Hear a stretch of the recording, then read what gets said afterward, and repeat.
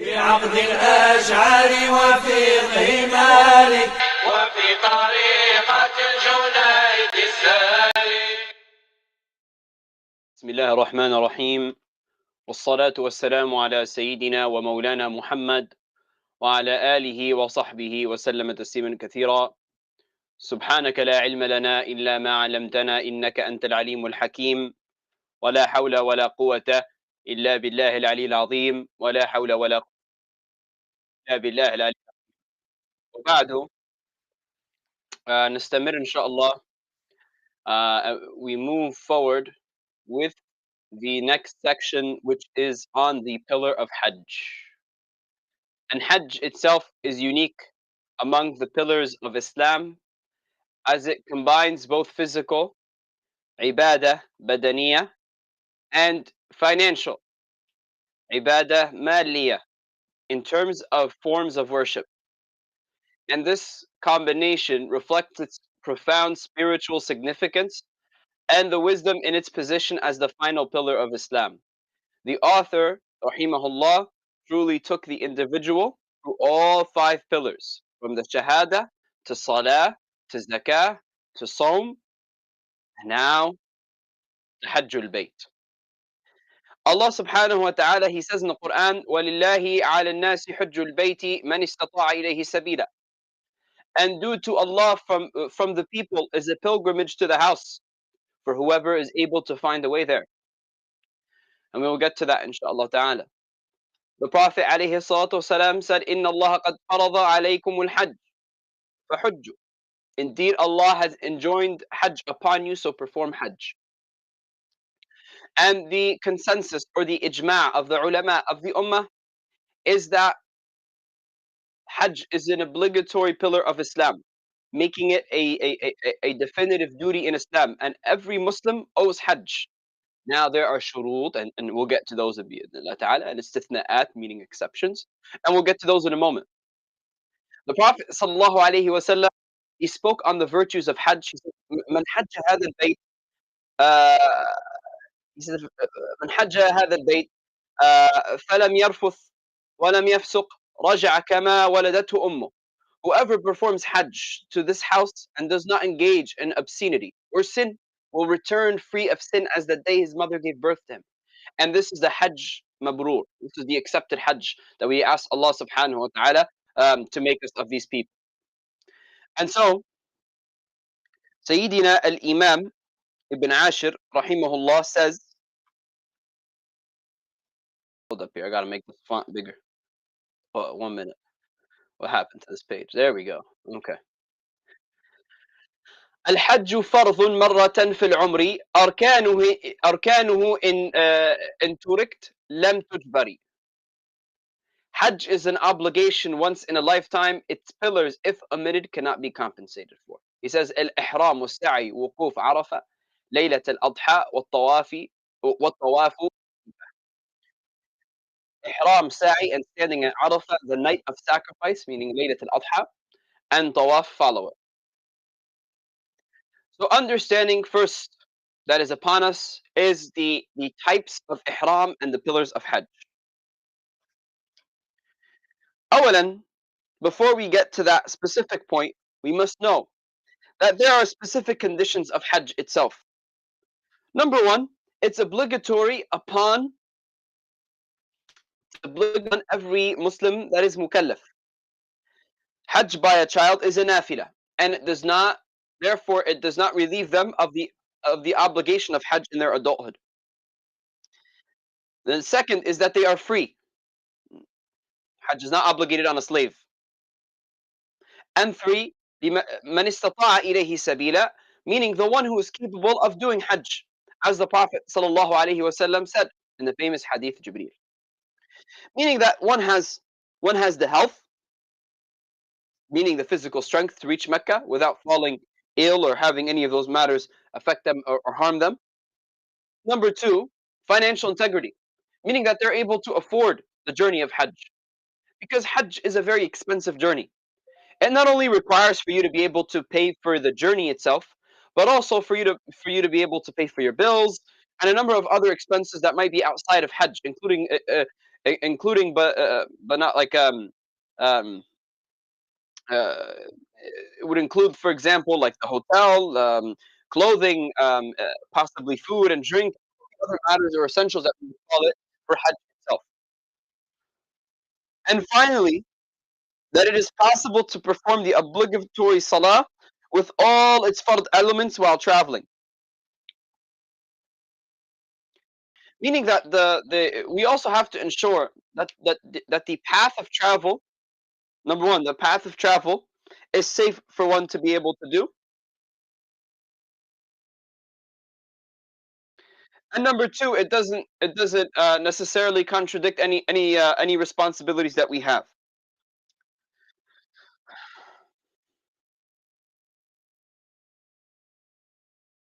And truly, during these periods of time, like this period of time, we want to be able to have access to Mecca. So let's backtrack a little bit. Okay, number one, person has to be mukallaf. Number two, not a slave. Number three, that they have to have access to Mecca. What does it mean access to Mecca? Meaning one's physical, financial, or ability to pray the fard prayers is not hindered upon their entrance or their staying in Mecca itself. Performing an additional Hajj after the obligatory Hajj is considered mandub. Therefore, we divide the pillars or the rulings in regards to Hajj into three. We have pillars, then we have obligations, and then we have sunnahs of Hajj. Inshallah ta'ala, we're going to go through all of them. إذن الله تعالى. طيب. أولا, the pillars of Hajj. We begin with the Ihram, which is the state of ritual sanctity required to perform Hajj itself. The definition is that the pilgrim intends only for Hajj. After completing Hajj, it is recommended to perform Umrah, but it is not obligatory to combine Hajj with Umrah, nor it's not obligatory to combine Hajj with Umrah, so one should not feel that they have to kind of like immediately intend it upon arrival. The second is Ifrad does not require performing Umrah. So let me backtrack a little bit here. I actually skipped ahead in the notes. The types of ihram, we either have ifrad, al-qiran, or tamattu. In terms of al-ifrad, this is when the pilgrim only intends Hajj. If they only intend Hajj, after completing Hajj, it's recommended to do. If they do Umrah, it's not an obligation that they do Umrah right after Hajj, but they're recommended to do so. Ifrad itself does not require performing Umrah either before or after Hajj, and this is going to be distinct from the other types of ihram that we're going to explain. The second is al-qiran. Well, qiran is the pilgrim combines the intention for both Hajj and Umrah, and this can be done by declaring both at the beginning or by intending Umrah first and adding Hajj before completing the Umrah. Therefore, the pilgrim performs, in terms of rituals, tawaf and sa'i both for Hajj and Umrah together. In terms of the sacrifice, a sacrificial animal, meaning a hadi, is obligatory for those who are non-Meccans, and those residing in Mecca or nearby are exempt from this requirement. The last type of ihram is at-tamattu.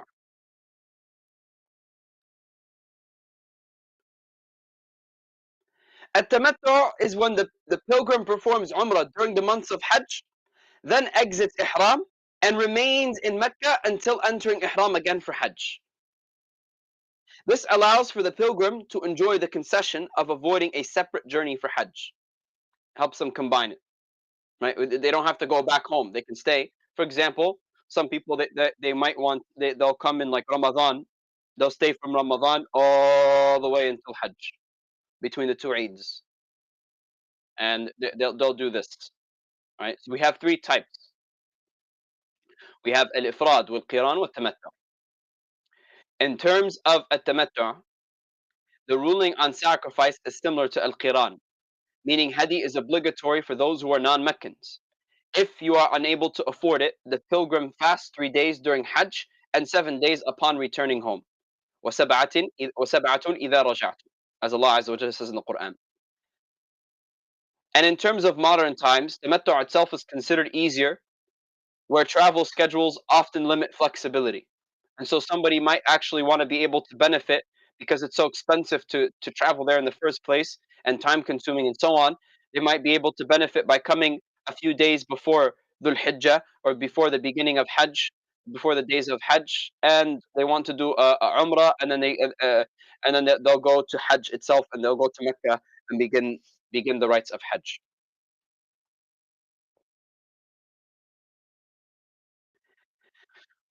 So we said the first pillar of Hajj, the arkan of Hajj, is al-ihram. Al-ihram is the intention to enter into the sacred rites of either Hajj, Umrah, or both. It's very interesting because when we're talking about Umrah is essentially. Assalamu alaikum. Is the audio still bad? My apologies. I'm not able to hear myself. Just want to make sure we can improve the audio, or try to at least. Let me see what's going on. Bismillah. Is the audio still an issue?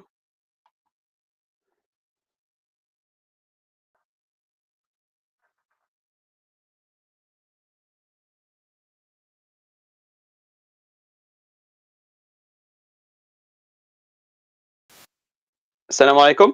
Is the audio still an issue?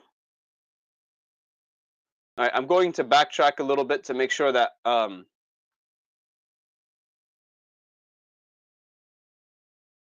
going to backtrack just a bit because I don't want to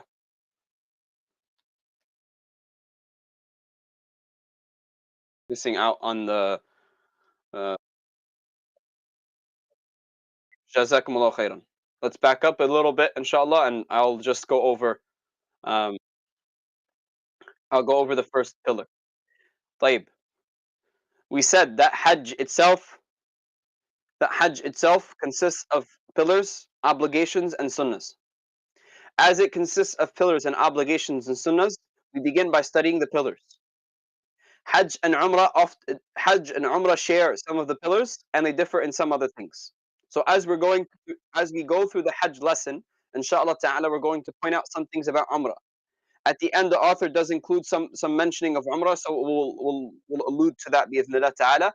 And if it's not sufficient enough, bi'idhnillah ta'ala, we can have a specific section for Umrah. We're working on a booklet at the moment on the rulings of Umrah and just a simplified guide. Bi'idhnillah ta'ala, we go through the process of getting it published so that people can benefit bi'idhnillah. طيب, and study from it and so on. طيب, the first pillar is al-ihram. Al-ihram is the state of ritual sanctity that is required to perform Hajj or Umrah. It can be undertaken in one of three ways. And this is specific for what? For when we're talking about Hajj. In terms of Umrah, if you just come in the middle of the year, you have the intention of Umrah, khalas. But because you may have Umrah that is tied to Hajj, there are different types of ihram that we have to be aware of. You can either, number one, is called al-ifrad. If you Al-ifrad meaning fard, meaning once, a singular purpose. In this case, you're just coming to do Hajj. The pilgrim intends only Hajj. After completing Hajj, it's recommended or sunnah to perform Umrah, but it is not obligatory to combine Hajj with Umrah. Ifrad itself does not require performing Umrah either before or after Hajj, but if you happen to do so, you happen to do so. You would simply just redo your ihram, you would restart the ihram and begin the Umrah as a separate act of worship. Okay? The second is al-qiran. In this case, the pilgrim combines the intention for both Hajj and Umrah. And this can be done by declaring both at the beginning or by intending Umrah first and adding Hajj before completing the Umrah. The pilgrim performs Tawaf and Sa'i for both Hajj and Umrah together. In terms of a sacrifice, the sacrificial animal or the hadi is obligatory for those who are not from Mecca. Those residing within Mecca or nearby are exempt. The third type is at-tamattu. The pilgrim performs Umrah during the months of Hajj then exits ihram, remains in Mecca until entering ihram again for Hajj. Meaning, like for example, you came maybe a couple of days before Hajj, 3 or 4 days before Hajj. You did Umrah, and you said, you know what, I want to stay for Hajj. Right? I want to be able to not just do Umrah, I want to do Hajj too. So before you start, you have the intention of doing what? You have the intention of doing Umrah and Hajj at a later date.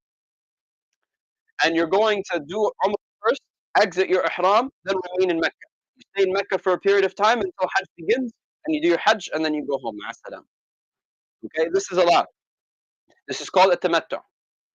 And this allows the pilgrim to enjoy the concession of avoiding a separate journey for Hajj. And most of the travel groups today, they do tamattu, where they do a Umrah and then they do a Hajj, or they do a Hajj and then they do a Umrah after, which is not an issue. But specifically in the case of doing a Umrah before Hajj, meaning you do Umrah, you wait for a period of time, then you do Hajj, right? And you stay in Mecca. If you do such a thing, similar to Qiran, Hadi is obligatory for non-Meccans. If you're unable to afford it, the pilgrim, they fast 3 days during Hajj and 7 upon returning home.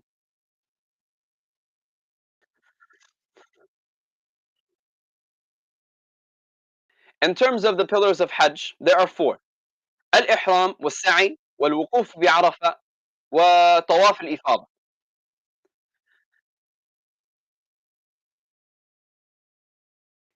In terms of Al-Ihram, it is the intention to enter into the sacred rites of either Hajj or Umrah.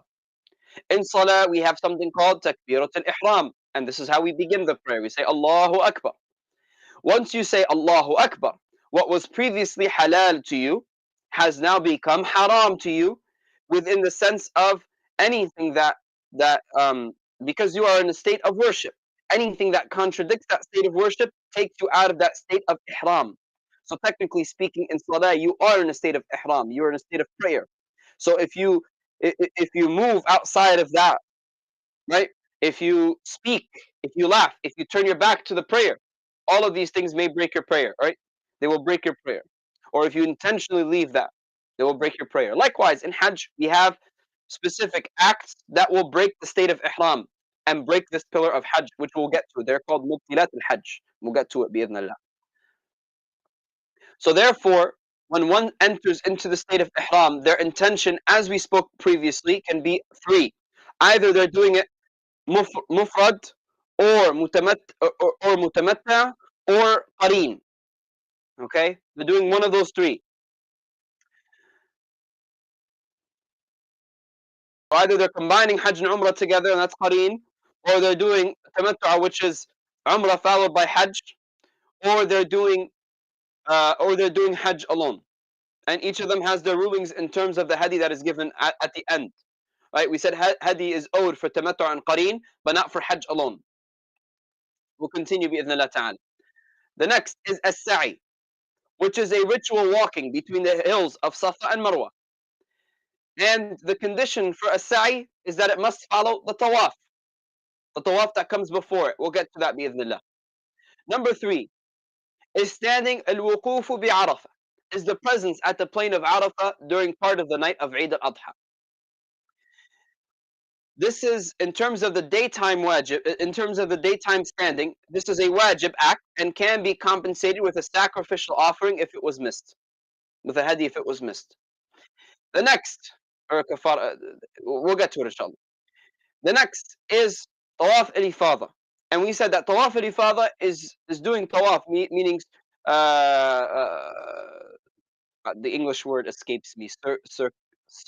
I think it's circumambulation.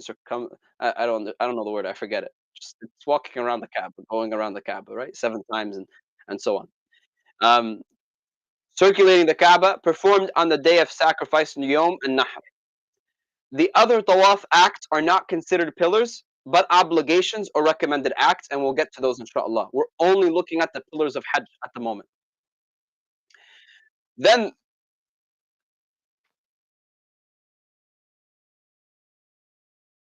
the author, he says, الإحرام والسعي وقوف عرفة ليلة الأضحى والطواف رديفة.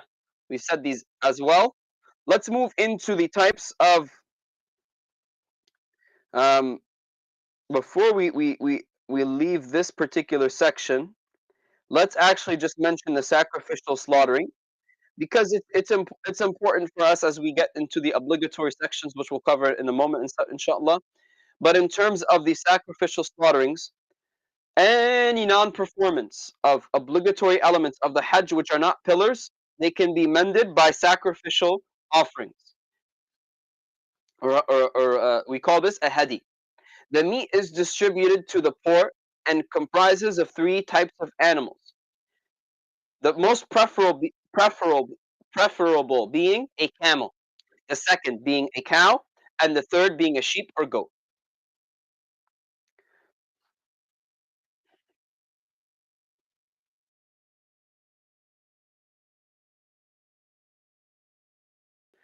In terms of in terms of women and the obligation for women to Hajj, this is a specific mas'ala on its own. Women must have a mahram to accompany them.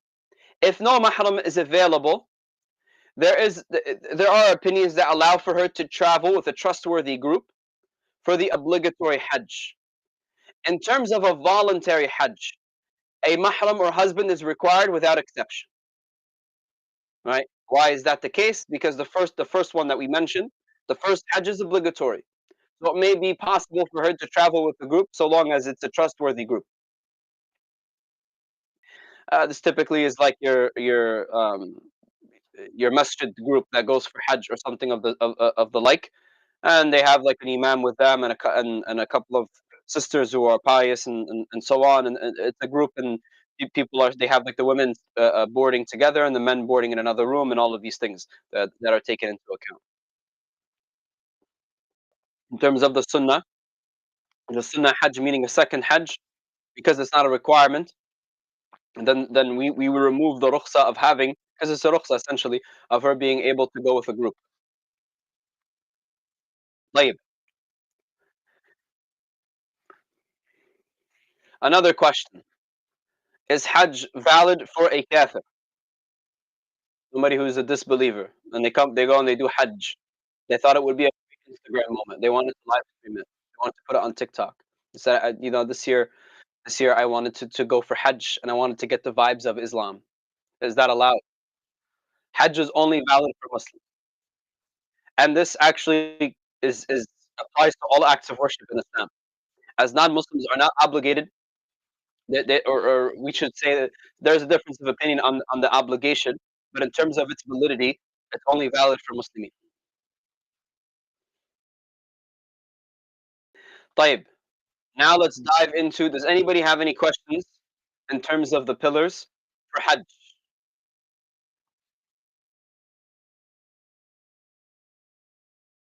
طيب. Let's move into the next section بإذن الله تعالى, which is the obligation or the obligatory elements of Hajj. He says, among them are acts whose deficiencies is compensated for by sacrifice, and we mentioned this, and obligations, unlike the pillars, are rectified with the sacrifice. قال قد جبرت منها طواف من قدم والواجبات غير الأركان بدم.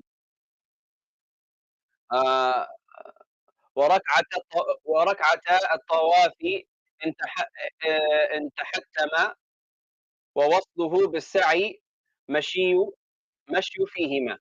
Jeez, this مشي. Why is it the تشكيل is wrong in the script? I need a better print of Ibn Ashir on my Google Doc here.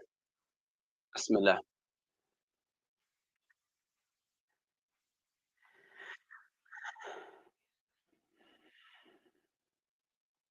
طيب. Before we dive into that, the obligatory elements of Hajj. What are the obligations of Hajj? We did the pillars and now we move into the obligations. The obligations of Hajj are 11. Number one is going around the Kaaba on arrival. This is called Tawaf Tawaf al-Qudum. The next is immediate performance of Sa'i thereafter. After you do the Tawaf and you enter the masjid, you go and you do Sa'i. But if these two are left out because of forgetfulness or because one fears one will not make it to Arafah on time, there's no Hadi that is required. Number three is doing sa'i and tawaf on foot if able. Number 4 is doing 2 rak'ahs after any tawaf that is obligatory or a pillar. If one abandons these two and gets to Mecca, one must sacrifice an animal. Number 5 is stopping over at Muzdalifah after returning from Arafah. Staying until Fajr is sunnah. And this actually is beneficial for the Malikiyah because they're able to kind of get around, I'm told they're able to get around a lot of the traffic that is in um, that is in the area at that period of time, as the area of Muzdalifah gets very, very full of people. Number 6 is spending 3 nights after Arafah. And Mina. Number 7 is intending the state of Ihram when you pass by any of the miqat points. And this can also be by air, land, or sea. And the designated entry points are of two kinds. They are either related to space, this is called miqat al-makani, which are of two kinds themselves. The traveler intending Mecca has the following miqat. Number 1 is Dhul Hulayfa if they're coming from the direction of Medina, meaning north. Al-Juhfa if they're coming from the direction of Egypt, or Asham, meaning Lebanon, Palestine, Syria, and Jordan. Al-Qarn if they're coming from the direction of Najd, meaning east. Dhatul Irq if coming from the direction of Iraq, northeast. And Yalamlam is coming from the direction of Yemen, meaning south. For the permanent or temporary resident of Mecca, it is mandub that he intends ihram from Masjid al-Haram. For the temporary resident only, it is mustahab to go out to his miqat if there is time. Entry points that are related to time is the second type of miqat. We call this miqat al-zamani. The first of Shawwal to Fajr of the day of Eid for Hajj is the miqat al-zamani for Hajj itself. For Umrah, miqat al-zamani is all throughout the year. There's no like time specific. Umrah can be done during Hajj, it can be done after Hajj, before Hajj, all the time. Any point in time. Therefore, we say the first of Shawwal to Fajr of the day of Eid is the miqat al-zamani for Hajj. Why do we say the first of Shawwal and it's not in Dhul Hijjah? Because somebody might have as we mentioned before, they might have the intention of a tamattu', meaning that they're staying there from the first of Shawwal and they wait from the first of Shawwal all the way until the days of Hajj itself. Number 8, it is that men are not. It is for men to not wear sewn clothes or sewn footgear beyond the miqat. Men wear slippers and 2 white cotton sheets. And toweling itself is probably better against heat and cold. And women wear their normal clothes. Women wear their normal clothes, meaning they can wear abaya and hijab, and just observe the limits of modesty. That's it. We'll talk about the ihram wear in a moment, inshallah. Number 9 is saying the talbiyah, meaning moderately loud for men and quietly for women, which is labbaik Allahumma labbaik, labbaik la sharika laka labbaik, innal hamda wan ni'mata laka wal mulk la sharika lak. And number 10 is shaving or cutting one's hair after throwing stones at the largest of the monoliths there at Rami al-Jamarat, the first time at Mina. And number 11 is throwing stones at the monoliths on the day of Mina itself.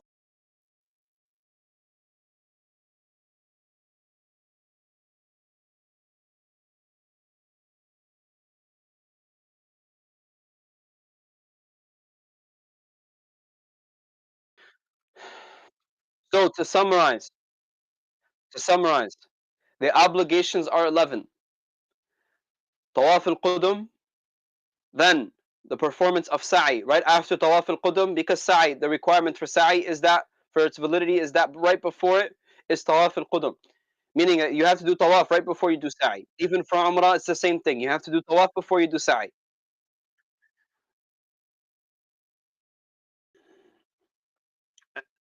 Number 3 is to do both of those on foot if you are able. Number 4 is to do 2 rak'at after any tawaf that you make. and that is any tawaf that is obligatory that you make. And if you abandon the 2 rak'at after during Hajj, then you owe a hadi afterwards. Okay, and meaning you get far from Mecca and then you owe a hadi. Number 5 is stopping at Muzdalifah after returning from Arafah.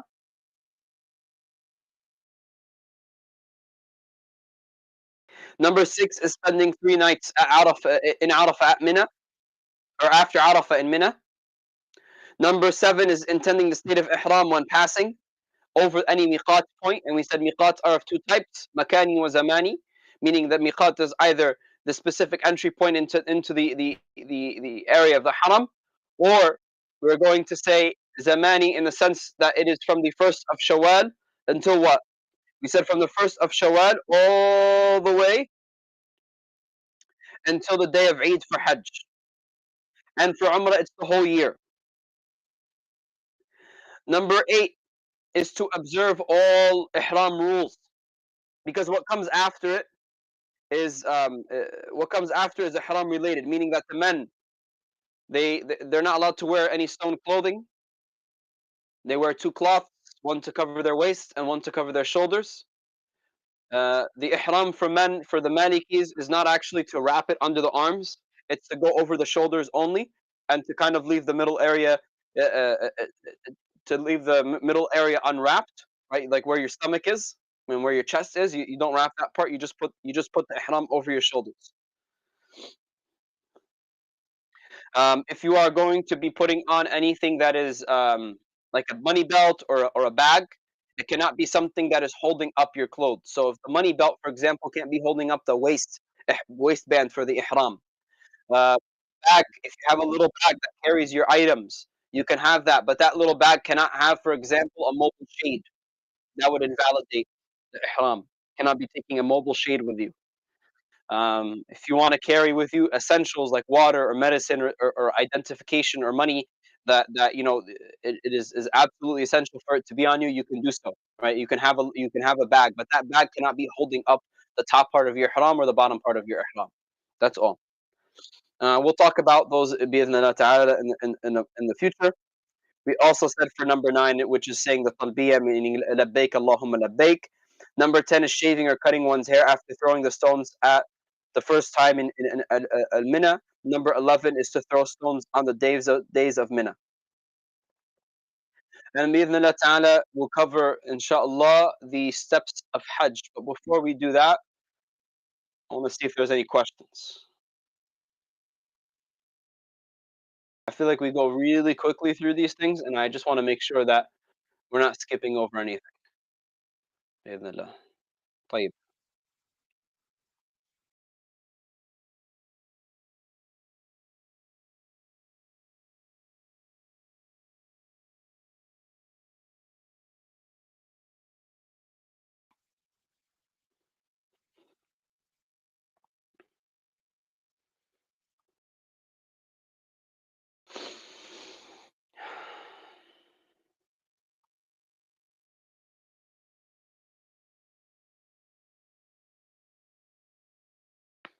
Yes.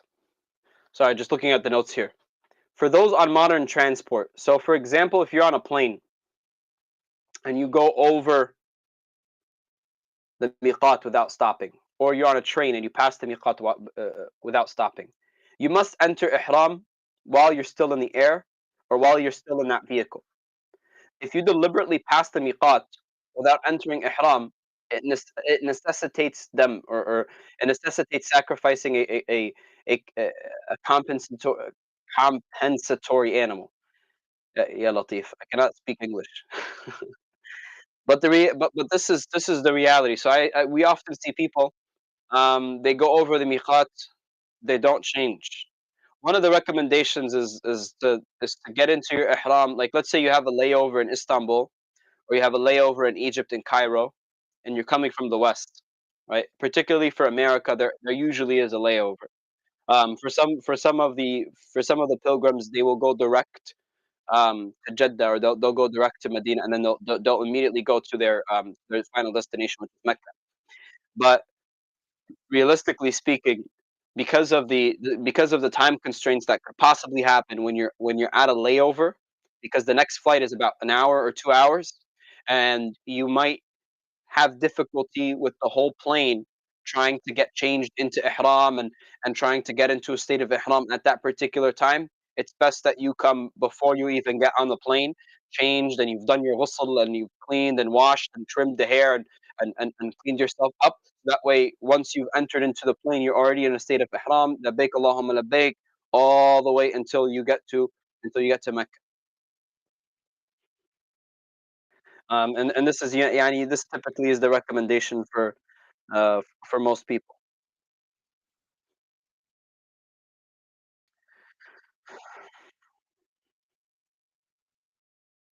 طيب, we now move in to what this actually looks like.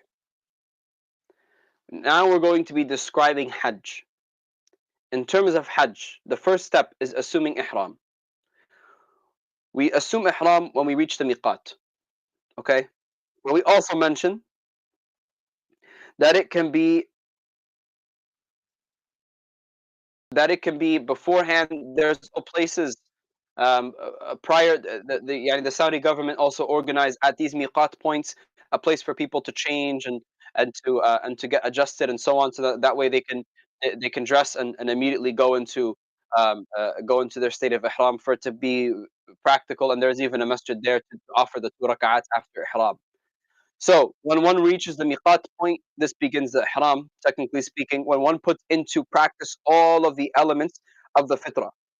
That's number two, meaning that you begin to shave the pubic hair, you remove hair under the armpits, you trim the mustache, and you clip the nails. You perform a ghusl. If you are in janaba, you must intend to lift this condition simultaneously. So let's say you were in a state of janaba, and then then you're going to start ihram. So you also intend to remove the janaba and to do ghusl for ihram. Number four, you put on the clothing of ihram, and this consists of an izar, meaning like the waistcloth, and a shawl or a rida, and you may have a pair of sandals that are known as a na'lain. In Arabic, it's called na'lain. Number five, the sandals should be something that is not stitched. They should be like a very simple sandal. The best is to be barefoot, obviously, but for obvious reasons, right? Being that people are traversing a long distance, and everybody has different health conditions, and the feet might not be able to walk across hot surfaces and dirtier surfaces and roads and different areas.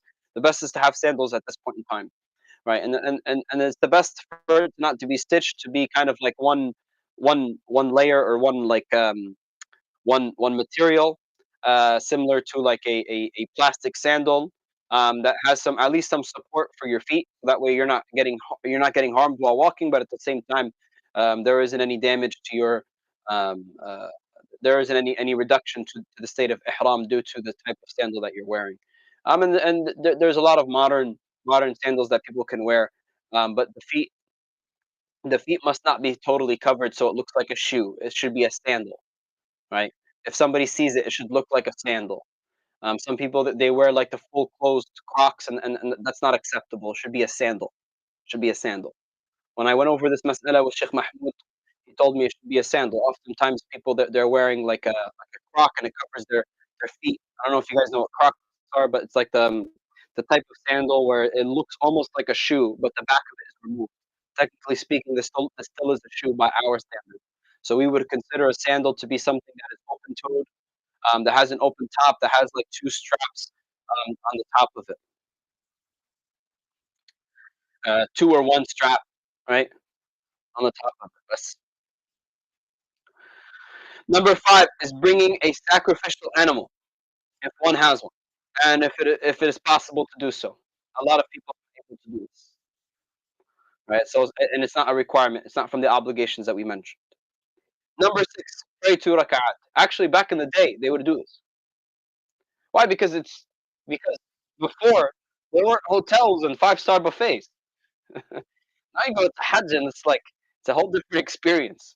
Before, it was a very spiritual experience. There was a lot of tawadu that one had to have, uh, and you were separated from your suburban life, or from your city life, or whatever life that you led previously to getting to Mecca.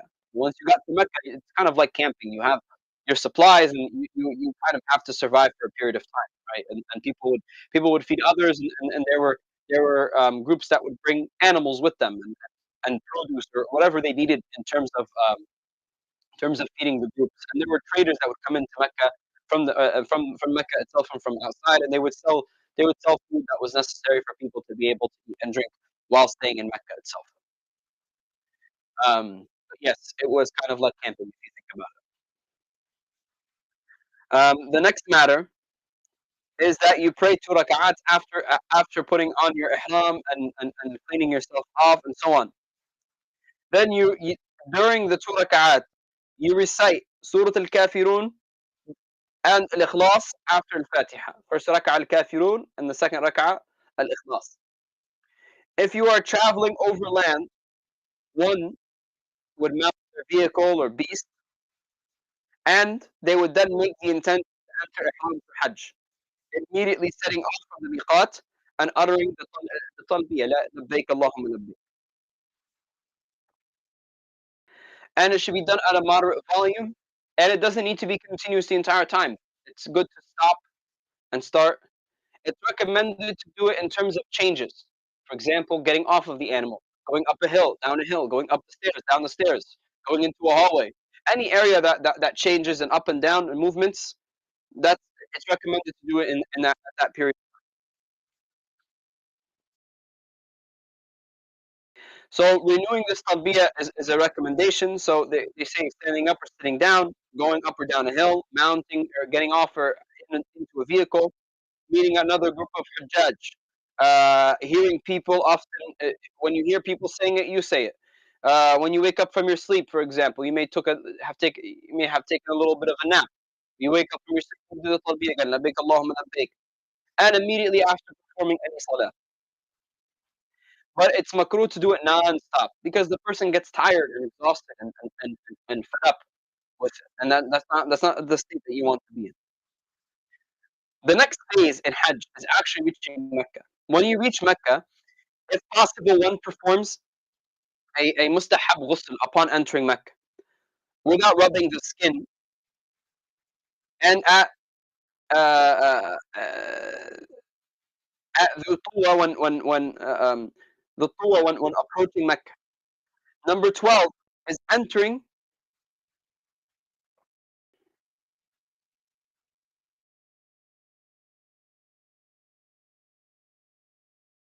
by Quba Thaniya, and then when the boundaries of the city of Mecca are reached, the talbiyah is stopped, and all occupation with worldly affairs is left as one proceeds into Masjid al-Haram. When you see the Kaaba, you begin to make takbir. Allahu Akbar, Allahu Akbar, La ilaha illallah, Allahu Akbar, Allahu Akbar, wa lillahi alhamd. You enter into Masjid al-Haram through Bab al-Salam. This is where people enter into it, Bab al-Salam. However, due to space and constraints and different positions, people might go through another door. It's fine. Another gate. It's fine. Because Masjid al-Haram is so large, there isn't a way for everybody to enter into through one gate. If you're fortunate, you get to enter through Bab al-Salam. If not, no issues. You enter through the other gates. Um, it's also possible that when you get to Mecca, you might not be able to immediately go to Masjid al-Haram. It might be easier for you to go to your hotel first to drop off your belongings, and then move about and continue your journey, and that's allowed as well. Then you do tawaf al-qudum, where one proceeds directly to greet the black stone. Is this possible for everybody? Not necessarily. But your tawaf begins at the black stone. When you get to Masjid al-Haram, they have markers. They have like they have a green light that appears on the side, and they have a large black strip that is on the ground, so people know when to begin their tawaf.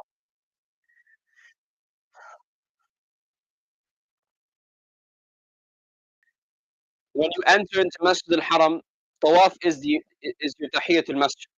So it combines with tawaf al-qudum. So as soon as you enter, you do your tawaf. This is the first action. So you come in, immediately go to the position of the black stone, you say the takbir, and you begin the 7 rounds of tawaf around the Kaaba. And you keep the Kaaba on your left hand side. You don't go from the right hand side. You keep it on the left hand side. It should be on your left. And you repeat the takbir. During your tawaf, you make dua, you make istighfar, you ask Allah for forgiveness and for help and assistance.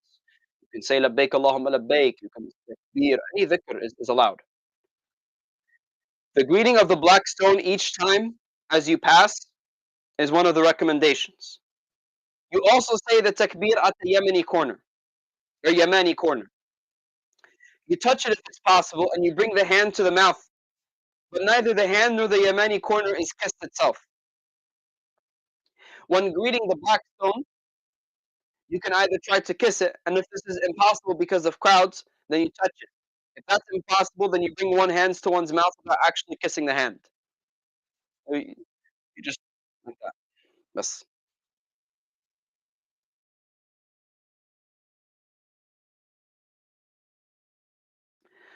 Then you do the first 3 rounds of tawaf while trotting. This is called the ramal. And the last 4 walking. The trotting itself is only done by men. Women do not do the trotting. It's like a light jog, very light jog. Should be just as with a little bit of speed. But if that's not possible, then you can jog in place. And if that's not possible, then you just do your tawaf walking.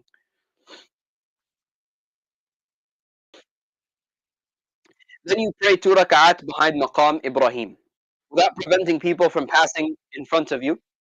And if you cannot do the 2 rak'at behind maqam Ibrahim, you just try to find a place as close to it as possible.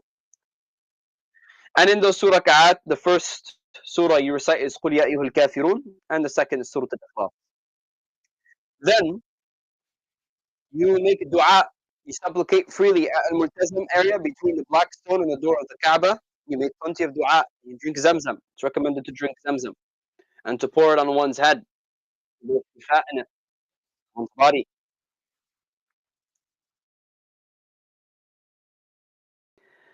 Then we move into a sa'i. After you finish your dua, you drink your little bit of Zamzam. Take your time when you're there. Take your time when you're there, because the way it works is they have you working in a flow. So once you finish the tawaf, it's not necessarily you can go back. Some people are able to go back, but it's best that they want everybody to keep moving, because there's people coming in and people exiting. So it just makes sense for us to have a consistent flow. In terms of a sa'i, in terms of a sa'i, uh, in terms of a sa'i, you greet the black stone as the first sunnah. Then you go to Safa and you look towards the Kaaba and you say Allahu Akbar, Allahu Akbar, Allahu Akbar 3 times, and you say La ilaha illallah wahdahu la sharika la lahul mulk wa lahul hamd wa huwa ala kulli shay'in qadir. La ilaha illallah wahdahu wahdah anjaza wa'dah wa nasara 'abdah وهزم الأحزاب وحده. And you make dua, and then you do salah ala nabi, and then you go to Marwa. You can also recite إن الصفا والمروة من شعائر الله. And then you go to Marwa, and what is mentioned, and what we mentioned previously about Safa, you do the same thing. Then you go with haste in the section called Batn al-Masil, which is this area between Safa and Marwa where you go quickly. They currently today they have it. It's at the valley, but they have it on markers, the green light.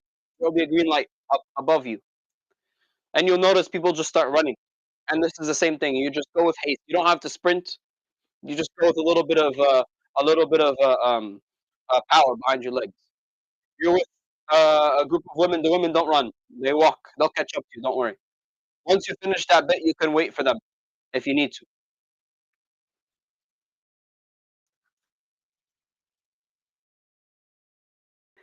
During during Safa and Marwa and Tawaf, make as much dua as you can. If you need to stop during a sa'i for some water, you can. If you need to, if your legs hurt for whatever reason, you need to take a moment, you can. But yani, you want to be able to connect these acts of worship and not have too much pause. Don't exit the area. But if you need to wait for whatever reason due to some your feet hurt, your back aches or something like of the like, then you can take a moment to pause. If there's a lot of people, be very careful. Be aware that it's not going to be a comfortable experience in Hajj due to the amount of people. So persist and continue, and then try to take a break in a place that is a little bit more safer for that. Make plenty of dua, and Allah Azza wa Jalla will answer it, inshallah, during those two pillars. In terms of tawaf and sa'i, there are some rulings that come under it, and they're divided into two categories: what is obligatory and what is sunnah. In terms of what is obligatory, the first is that the body is free of any impurity on your body, your clothing, or your place, similar to salah. Number two is being in a state of wudu, being in a state of wudu for tawaf is obligated as well. And you may do tayammum if it's necessary. Number three, covering the awrah. The awrah should be covered the entire time you're doing tawaf and sa'i. Performing 7 circulations around, during, um, naam, performing seven turns around the Kaaba. I think it's called circumambulations, but I can't. This is a weird word. I don't know how it's how it's pronounced. So I'm just a guy from Jersey. This word has too many letters in it. I know tawaf. It's very easy. Alhamdulillah. There's better languages than English, right? طيب. And then you perform them consecutively, meaning that you don't like do 3 circumambulations, then you stop, then you go outside for a drink, get some ahwa, then you come back. It doesn't work that way. You perform them consecutively and inside the limits of the masjid. And outside the rim at the bottom of the Kaaba is called Shadrawan, and this is not supposed to be touched. So you're avoiding what? You're doing it inside of the Kaaba and outside of that ring called Shadrawan and the tomb of Ismail called Hijr Ismail. Called Hijr Ismail. So you do not want to do it in that area. You only want to do it what? Outside of the semicircle, outside of the Kaaba, circulating it. If you cross that area, that tawaf is invalidated. You have to make that specific lap up. You keep the Kaaba on your left and performing the tawaf counterclockwise.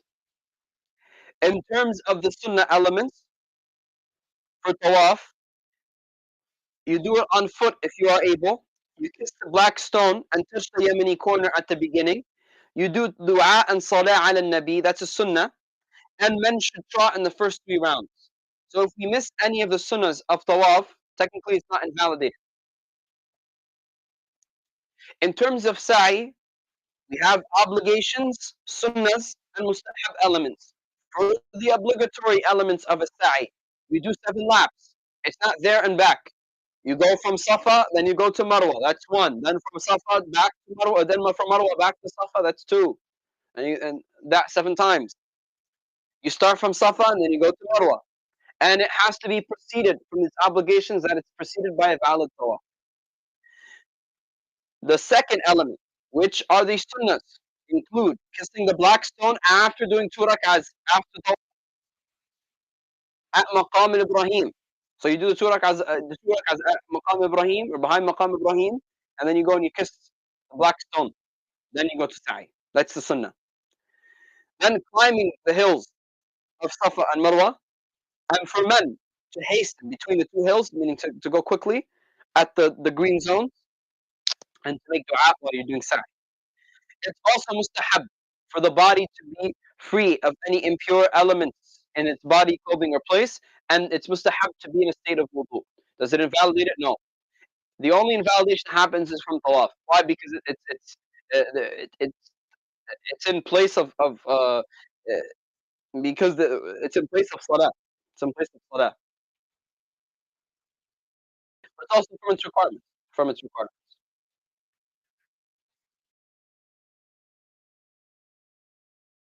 The next part of Hajj is waiting for Arafah.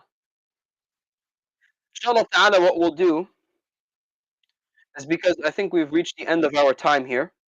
We'll pick up from this point of waiting for Arafah and we'll continue inshallah. This will give us an opportunity, number one, for everybody, because there's a lot of content that we covered today. It's important for us to review the arkan of Hajj, the obligations of Hajj, the obligatory elements of Hajj, then what was obligatory for Tawaf, what was obligatory for Sa'i, and the sunnahs respectively and mustahabbat. Bismillah ta'ala, what we're going to do is pick up from where we left off, go over Tawaf and Sa'i once more, so that way it's drilled into us, and then we'll go forward after that with the other elements of Hajj, which is Arafah and the days of the Muzdalifah and what happens after in terms of Yom Nahar. Okay. طيب. With that being said, before we close out today, just trying to on catch any questions. First one, no questions for me, alhamdulillah. Awesome. No questions, CD. Barakallahu feekum. Another student asks, on wudu for the tawaf, is it difficult for someone to hold wudu for very long, especially given large tawafs? What does one do? Are they excused? You gotta go make wudu again. You go back and you make your wudu. There was one guy, he insisted, a Shafi, a very funny joke. He insisted, um, uh, because for the Shafi'iyya, touching the woman breaks wudu. Touching the woman breaks wudu. So he insisted to do tawaf as a Shafi. And he was given the recommendation to do tawaf as a Hanafi, where it wouldn't necessarily break the wudu in this case during tawaf due to the situation of tawaf itself. And for the Maliki, it's not necessarily a problem if you happen to touch a woman, because we've spoken about what breaks wudu in terms of touching of the opposite genders, if there was a moment of pleasure and so on, right? Anyways, the Shafi'i, flat out, any touching of a woman, khalas, this breaks the wudu. He's doing his tawaf. And what he planned to do was that he did it on the outskirts of the masjid, as far as possible from the Kaaba itself, so that way he didn't bump into anybody in the crowds. And mashallah, he was able to do six. On the final tawaf, he gets to the final tawaf, and some old lady, she calls out and she says, she's like falling, something like that. She needs like some support, and she says to him, "Oh, my son," and she grabs onto him. And he breaks and from his end he breaks his wudu. He says, "You know what? Today I'm Hanaf Sha'i," meaning I'm Hanafi and Shafi'i together. Right? Poor dude, he was just like, "I can't do this anymore. A lot of time that I spent there. I'm a Hanafi after this. For the tawaf, I did it as a Hanafi. خلاص. I'm moving on." المهم alhamdulillah, يعني when we look at the understanding of tawaf, we have to have wudu the entire time. Yes, it's from the conditions of it. It shouldn't be difficult. It should not be difficult to do that. Right? Make sure to avoid any gassy foods, I guess, and try to make wudu beforehand if you can, right? That's why it's good that before you get to the haram, you go to the hotel or you go to the restroom. There's restrooms outside. Freshen up, go and wash your face, use the restroom, make wudu, then enter. Because this is going to help you kind of like reset. If you come off the plane and immediately go to tawaf, this is like not a good idea at all. Because you need to put your bag somewhere and you need to put your other things somewhere else. It's going to be a mess. So most people, what they do is they either have a bus that they go back to, or a hotel or something of a place to put their safe belongings. Wherever that is, there should be a restroom there, or something where you can change uh, or have anything else there. If it's a difficulty, then, I don't know, find the person, but this is our opinion. خلاص. Sounds like a difficulty to go off to do wudu harder for the old person. No, nobody has any issues. I haven't heard anybody who had any issues with tawaf. And for the older person who can't use the bathroom and they're in such a bad condition to do hajj, we just said that hajj is excused for them. Why are they going to hajj? For the younger person, they should be able to hold it in. Shouldn't be a problem. Once you finish tawaf, you're good. You don't need the wudu for sa'i. Maybe you need to use the bathroom, but it's not easy to access the restrooms in the Masjid al-Haram. You have to actually like it's so huge. It takes like 20 minutes to go from the bathroom all the way to the Kaaba. It's a very long walk. I'm not sure if there were other bathrooms that are closer to where the tawaf area is, but from my experience when we did Umrah, it was like a 20-minute walk to go back. It was a lot of sabr that one had to have. So yeah, before you go, make sure you climb. And the best thing is before you enter into the masjid, use the bathroom, make wudu, then enter into the masjid. There's no problem with that. And typically that helps people. The tawaf does not take that long. The tawaf itself should take approximately 10 minutes. I've never heard of anybody having an issue in 10 minutes of time. So if little kids can do it in kindergarten and in school on field trips, so can you. All right.